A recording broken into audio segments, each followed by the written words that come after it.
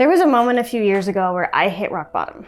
I owned a restaurant pretty close right out of college. I did my best, and for several years I struggled to keep it open.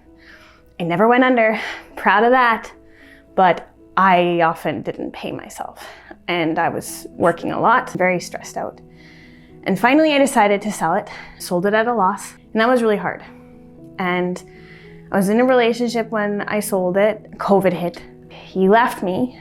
I had no job, no car, $200 to my name. I remember sitting there thinking, how did this happen to me? I was a well-respected business owner, a Rotarian. I had so many friends, and yet I was left with nothing. That was when I saw who was really there for me.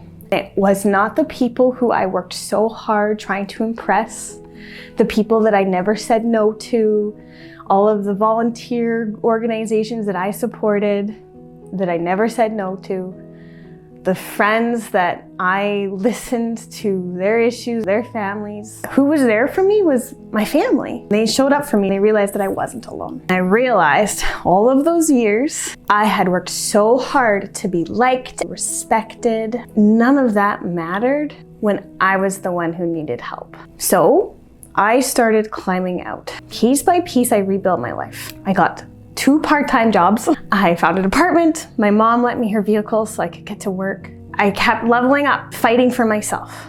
I started asking for what I deserved. My brother came to me and asked me to help him in his business. I was able to do that job extremely well for a few years, help him out running one of his stores. I put my head down, I grinded, I paid off my debt.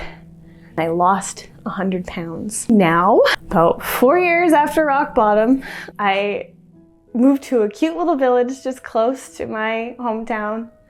I do all the marketing in my brother's company.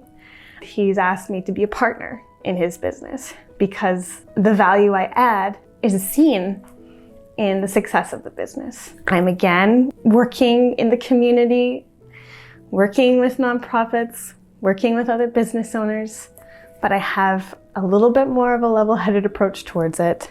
I do not give everything of myself because that is just a recipe for disaster. I'm in a relationship that feels good, equal. He loves me for me.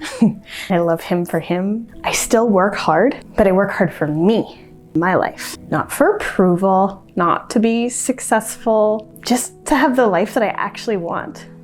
Cozy, slow, fun. So now I want to focus on the life that I want to build. I want to cook, bake in my kitchen, not rush through meals. I want to garden, grow my own food. I want my home to feel cozy, welcoming, inviting for me and Riley. I want to feel safe at home. I want to walk in my community, see familiar faces, have those friendly how's your day conversations. I want to be a good neighbor, a good citizen, somebody who shows up. I want to hold on to those close friendships that really matter, like my best friend, her family, who we see once a week. She's been there for me, supporting along the sidelines. I don't need 100 friends. I just want to be there for the people that I love because I know that they're there for me. I want to give back because I know how easily it is to fall through the cracks.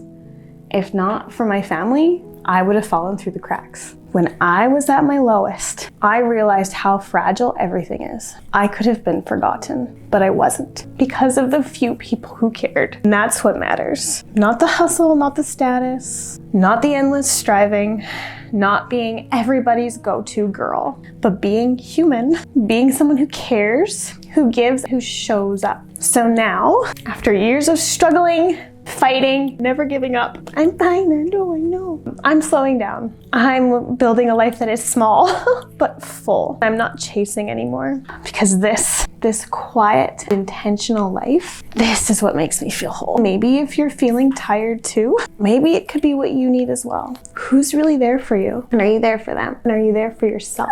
I guess he's up stressed out because there's a bunch of builders outside our house. It's okay to disappear from people's lives. It's okay to let go of toxic friendships. You don't need to announce your exit. I will no longer be taken advantage of by people who were not there for me. Peace, homies.